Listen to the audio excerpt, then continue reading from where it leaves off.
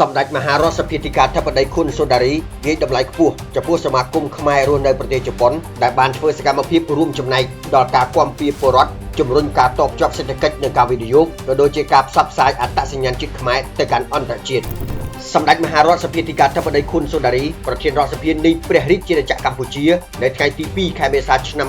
2026នេះសម្ដេចបានអនុញ្ញាតឲ្យលោកហៃវ៉ាណាប្រធានសមាគមជនជាតិខ្មែររស់នៅប្រទេសជប៉ុននិងថ្នាក់ដឹកនាំសមាគមចូលជួបសម្ដែងការគួរសមនិងរាយការណ៍ពីវឌ្ឍនភាពការងារពាក់ព័ន្ធទៅនឹងសមាគមជនជាតិខ្មែររស់នៅប្រទេសជប៉ុនលោកហៃវ៉ាណាប្រធានសមាគមនិងលោកហែមស៊ីថៃអនុប្រធានសមាគមបានគោរពរាយការណ៍លម្អិតជូនសម្ដេចប្រធានរដ្ឋសភាអំពីវឌ្ឍនភាពការងាររបស់សមាគមបើទោះបីជាសមាគមនេះទើបតែសម្ពោធជាផ្លូវការកាលពីថ្ងៃទី18ខែមីនាកន្លងទៅក៏ពិតមែនប៉ុន្តែសមាគមមួយនេះហាក់បានបំពេញការងាររបស់ខ្លួនបានច្រើននិងទទួលបានលទ្ធផលការងារគួរឲ្យកត់សម្គាល់ដូចជាការគាំពារពលរដ្ឋខ្មែររស់នៅឯប្រទេសជប៉ុនតាមរយៈការសម្របសម្រួលការរស់នៅការសិក្សានិងការងាររបស់ពលរដ្ឋខ្មែរនៅក្នុងប្រទេសជប៉ុនការងារពាក់ព័ន្ធទៅនឹងសេដ្ឋកិច្ចនិងវិនិយោគសមាគមមួយនេះក៏បានចូលរួមចំណែកក្នុងការទាក់ទាញវិនិយោគិនជប៉ុនមកកម្ពុជាហើយក៏បានរៀបចំការតាំងពិព័រណ៍ផលិតផលខ្មែរនៅលើទីផ្សារជប៉ុនជាដើមជាមួយគ្នានេះពាក់ព័ន្ធទៅនឹងការងារការទូតវប្បធម៌ឯនោះវិញសមាគមជនជាតិខ្មែររស់នៅប្រទេសជប៉ុននេះក៏បានចូលរួមផ្សព្វផ្សាយអត្តសញ្ញាណម្ហូបអាហារនិងប្រពៃណីវប្បធម៌ខ្មែរទៅកាន់អន្តរជាតិបានច្រើនគួរឲ្យកត់សម្គាល់ដូចគ្នាផងដែរ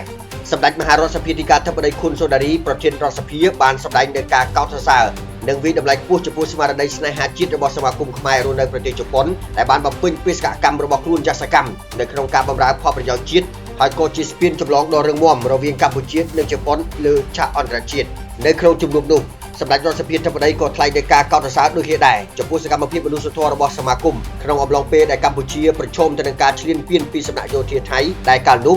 សមាគមមួយនេះបានចូលរួមចំណែកជាមួយរដ្ឋាភិបាលក្នុងការជួយទៅដល់ជនពិសឹកនិងជំរុញលើកទឹកចិត្តយុវជនមិនឲ្យបោះបង់ការសិក្សាដើម្បីបន្តប្រែក្លាយខ្លួនជាសសរទ្រូងរឹងមាំក្នុងការការពារបូរណភាពទឹកដីកម្ពុជា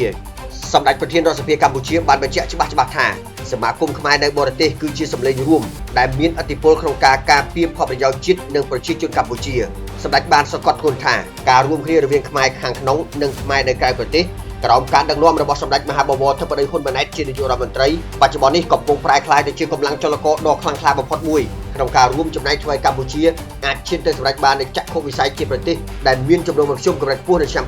2030និងក្លាយទៅជាប្រទេសដែលមានចំនួនខ្ពស់នៅឆ្នាំ2050ខាងមុខឆ្លើយតបទៅនឹងស្ថានភាពលំបាកបណ្ដោះអាសន្នរបស់កម្ពុជា